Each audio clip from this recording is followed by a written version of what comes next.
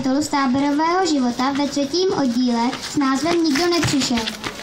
Jednoho dne statečný instruktor Bartoloměj zvolal. 3. oddíl, nástup! A v tom okamžení se stalo něco, co nikdo nemohl očekávat. Barte, ucpal se záchod, vem si rukavice a ruku uchnout. Bart jen procedil skrz zuby a šel vykonat, co muselo být vykonáno.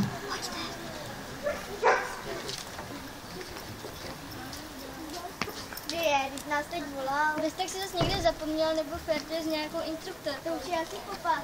Za tenhle celý tábor, jo. Je to čím dál horší. Zabrblala rozmrzelá děvčata. Tak si jdem ještě přelakovat nechty. OK, stejně to bude trvat dlouhou dobu, než přijde. A tak si šla děvčata zkrášlit zevnějšky.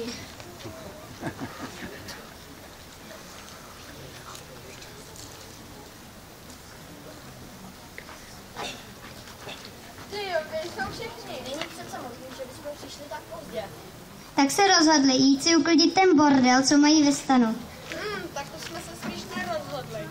Ale jo, rozhodli. A to nás jako donutí. Chceš za tuhle blbost honorář nebo ne? Výborný nápad, do toho příště nikdo nedostane. A jen co kluci dostali rozum a odešli, na scénu přišli Bob a Boban. Ale já se jmenuji Marti, cože? Ale nic, radši mi řekni, kde všichni jsou. To nevím, ale rozhodně není možný, že bychom přijeli někdo na kulání první. Ale tak já mám ještě děvčetka v pasku. Určitě se jí tam takhle samotné stýská. Jdeme jí dopít. A tak kluci celkem pohotově vyřešili situaci a odešli do rumem provoněného stanu.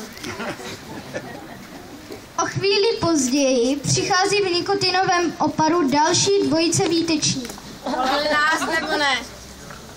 To já vím, ty jsi říkal, že volali. No zdálo se mi, že volali.